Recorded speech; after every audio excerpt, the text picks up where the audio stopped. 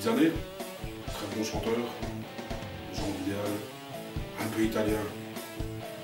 Et je pense qu'il va parler lui-même mieux que moi. Fabio.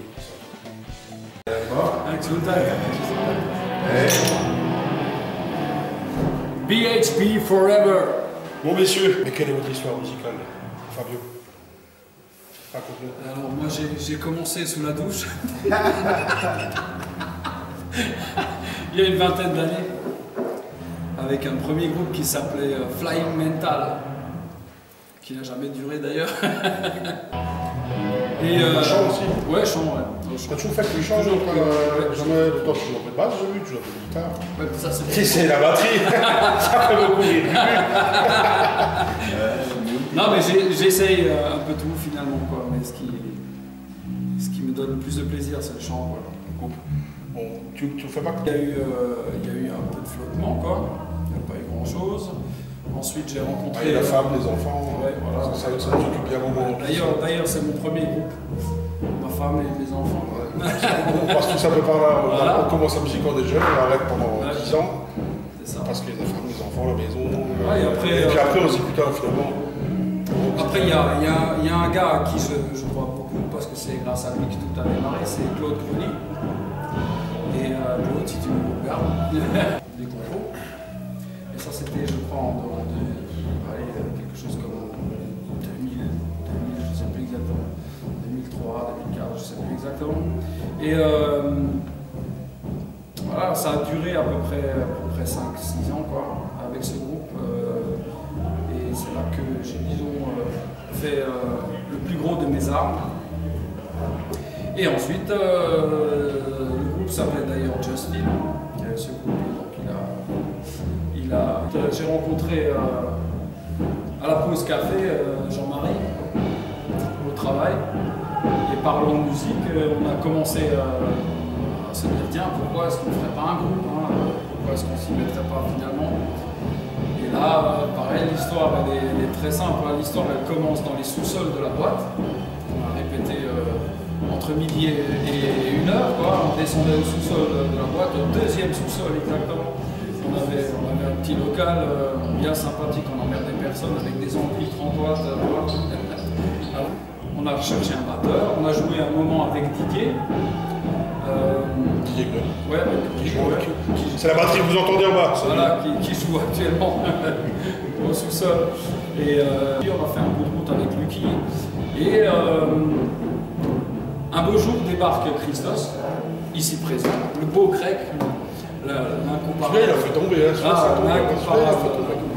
Et donc, au départ, je rencontre Christos, et puis bien sûr, on parle de musique, de groupe, etc. Et puis on s'est dit, bah, écoute, j'avais dit à Christos, toi, moi j'ai quelques lacunes en anglais pour composer. Est-ce que ça te dirait de venir voir un peu ce qu'on fait, et puis peut-être de poser une griffe sur un texte, tu vois? Et du coup, il arrive, ça c'était génial, il arrive la première fois on répète, et donc on n'avait pas de bassiste, donc avec guitare, batterie, le chant, et puis au bout d'un moment, le morceau ça passait pas, ça n'allait pas, il n'y avait pas de basse, ça rendait pas ce qu'il fallait. Bon, 1, 2, 3, 4 morceaux après, Christos s'est dit ouais mais écoute, moi je fais un peu de basse, si tu veux, je peux essayer de vous accompagner. Et donc vu que j'avais la basse chez moi à la maison, Christos il prend la basse, on lui explique un peu vite fait ce qu'on fait, les accords, etc. Et Christos démarre. Il n'avait pas compris à la fin de la répète qu'il était devenu bassiste du groupe. De parolier et chansonnier, il était devenu bassiste. Il n'avait vraiment pas compris ce qui se passait. Et du coup, vu que disons la barrière de la langue, c'est moi qui maîtrise. Et donc, j'ai fait 2 concerts, on a fait 2 lives, on a fait un live au Grillen, à Colmar. J'étais, ouais. Et on a fait un live à Saint-Dié aussi. Disons que... dis-moi, pour le BHP3 par 2, vous voulez aussi? Ah, ça dépend du cachet. 2-3 bières, du whisky, et puis on est de la fête. Ouais. Ah oui, après, donc voilà, maintenant il y a des projets en cours avec Black Hole, il y a des nouveaux morceaux dans le tuyau là.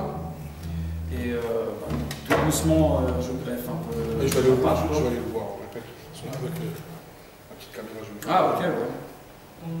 Ah ouais, donc c'est la découverte aussi de nouveaux musiciens, de nouvelles personnes. Donc il y a. Et il est bon aussi. Ouais, c'est un très bon niveau. Hein, c'est bon pour le BHP 3, qu'est-ce que t'en penses? C'est une aventure à vivre. Ce sont des moments magiques, quoi. Ça apporte plein de choses. C'est bah oui, bien sûr. C'est du boulot, hein, c'est de l'investissement, c'est du temps. C'est beaucoup de travail, c'est beaucoup de temps, c'est un investissement, ça c'est une certitude, ça va pas sinon. Mais bon, il y a un boss formidable. Et puis surtout, il y a un gamin derrière tout ça qu'on ne doit pas oublier, c'est Lilian, quoi. Et c'est grâce à lui finalement. C'est grâce à lui que tout ça existe, c'est grâce à lui qu'on est là aujourd'hui, c'est grâce à lui qu'on fait le BHP.